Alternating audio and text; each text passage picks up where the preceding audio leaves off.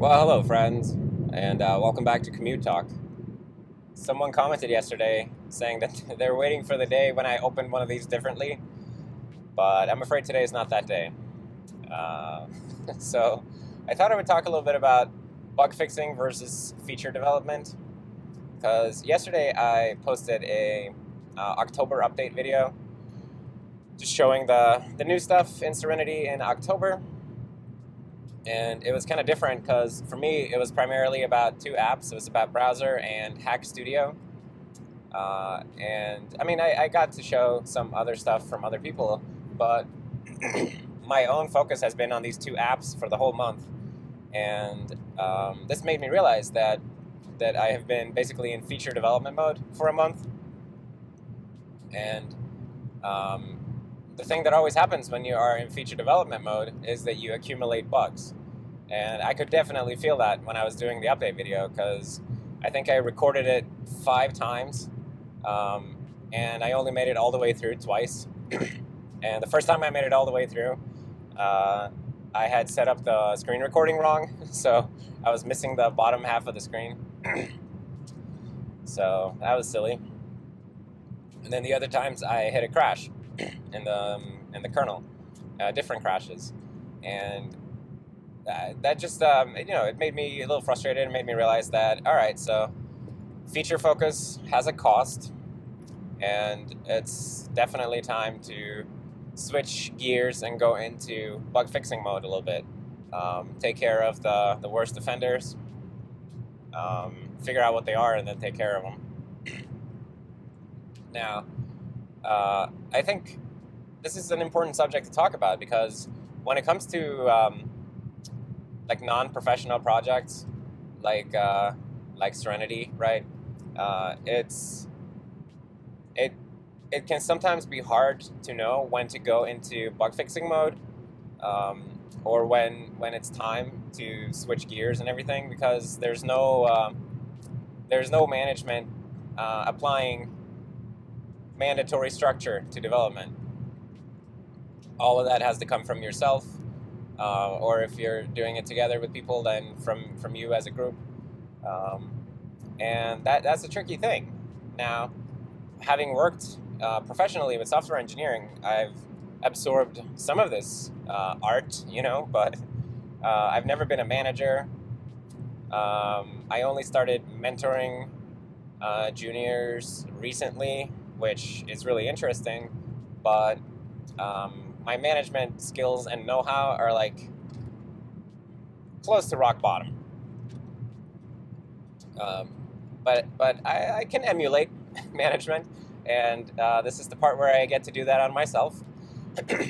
So I'm putting myself into a little bit of bug fixing mode for now.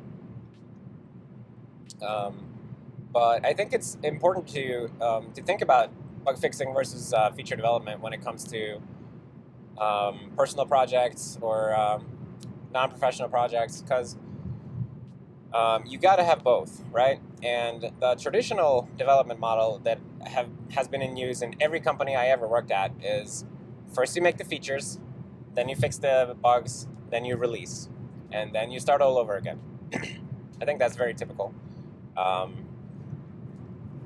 But in a project like Serenity, where there's so much infrastructure missing and there's so much work to be done in so many different components, and like there's just a lot of stuff to do, it's a little bit hard sometimes to know what the quality bar should be for any given component at any given time.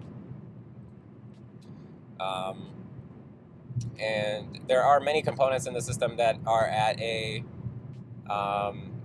lower quality than I would like, but they're good enough to support building on top of for now. So I've left them like that, and I often talk about scaffolding, because that's how I think of this. Like, if you want to build something really tall and really big and amazing, you're going to need a lot of scaffolding. At least if you're doing human construction, because you gotta be able to get up to the higher parts of the thing that you're building, and abstractions and and placeholder frameworks is basically software scaffolding. So I think I've spent a month now building out a lot of new stuff in the browser and in the IDE in Hack Studio. So it's all sitting now in a kind of an interesting place, and it's probably a good time to like cut off that for now, and redirect the energy into fixing stuff up, because you don't want to go too hard in one direction all the time. Like if you're constantly only doing features, then you kind of forget how to do bug fixing, and you become more and more tolerant of bugs. And bug blindness is a very serious thing that happens to developers, especially if you're constantly using like a development build or a debug build yourself, and then there's some stupid crash that happens every now and then, but you just grow used to it over time, and you just accept it, and after a while you can't barely even see it, and like you're trying to do something, it crashes, and you're like, yeah, whatever, let's just start it over. I used to get that. I used to get that quite a bit when I was working on Safari. If I would run like a debug build and it would have some stupid assertion, and I would just brush it away and be like, yeah, but that's someone else's responsibility. They put that assertion there; they're gonna fix it. I'm not sure they ever fixed it. It might still be there. Maybe they fixed it.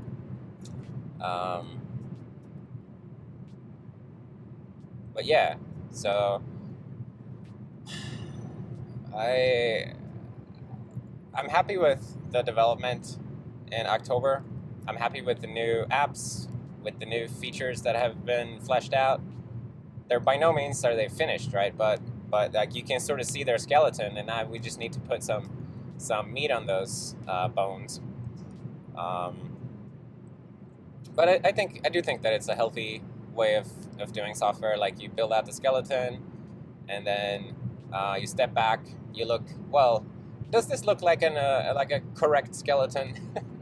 And while you're taking a break from it, then you fix other stuff, and then you can get back to your skeleton and flesh it out.